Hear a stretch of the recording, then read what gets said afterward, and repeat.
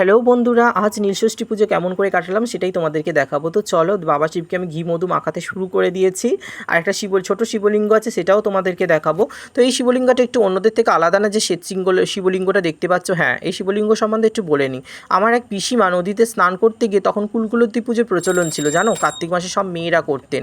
এখন তো সেটা পুরোপুরি উঠে গেছে।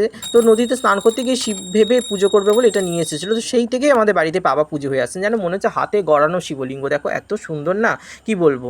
যাই হোক, বাবাকে পঞ্চামৃত দিয়ে স্নান করানোর পরে বাবাকে একটু তেলও, সুবাসিত তেলও গায়ে মাখিয়ে দিলাম। তারপরে ওই গঙ্গা জলের সাথে অগরু, গোলাপ জল, সিদ্ধি সমস্ত কিছু মেশানো ছিল। তো ভালোভাবে স্নান করার পরে গাটা মোছানোর পরে ভাবছি যে তিলক কাটবো। তো প্রতিবারেই তো 3টে করে তিলক কাটি। এবারে ভাবলাম যে বাবার কপালে ওম চিহ্ন করে দেবো। বাবার যেহেতু প্রতীক ওম, সেই জন্য দেখো কেটে দিয়েছিলাম রক্তচন্দন দিয়ে। তারপরে পুজোর সময় আর তুলতে পারিনি, অনেকটা সময় লেগেছে পুজোতে। তারপরে বাবাকে ফল অর্পণ করার সময় আবার ভিডিওটা করলাম। তারপরে এটা আম মাস্ট দিতে হয় এই পুজোতে, এটা যেটা শুনেছি কিংবা জানি। আমাদের এখানে প্রচুর আম দেয় প্রত্যেককে, মানে মন্দিরে বলো, গৃহে বলো, প্রত্যেকে যারা পুজো করে। তারপরে আতপ চাল দিলাম।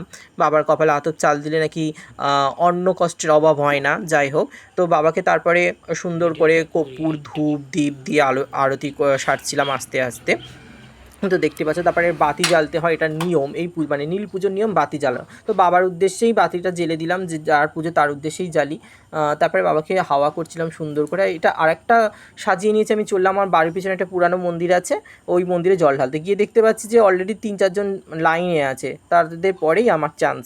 তো আমার যারা ভিডিও দেখেছিলেন হচ্ছে শিবরাত্রি, তো এখানেই আমরা শিবরাত্রি করি। আমাদের পাড়ার সব কাকিমারা বলো, দাদারা বলো, সবাই এখানেই শিবের মাথায় জল ঢালে।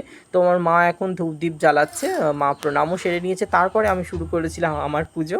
তো দেখো, তো প্রথমেই পঞ্চামৃত দিয়ে বাবাকে স্নান করাচ্ছি। আমি জলের সাথে একসাথেই পায়েল করে নিই মন্দিরে, তো ওই জন্য আলাদা আলাদা করে দেওয়া যায় না। যাই হোক, তারপরে তো বাবার মা কপালে বেলপাতা, ফুল অর্পণ করছিলাম আর বলছিলাম যে ওং নমঃ শিবায় শান্তায় কারণত্রয় হেতবে নিবেদয়ামি চাত্মানং গতি পরমেশ্বরম। এই মন্ত্র জপ করতে করতে বাবার মাথায় ফুল দিচ্ছিলাম। এবং আর একটা মন্ত্রও জপ করছিলাম, ওং নমঃ শিবায় শান্তায় পার্বতী পতি প্রিয়ে গণেশাদি কার্তিকেয় পিতায় নমঃস্তুতে।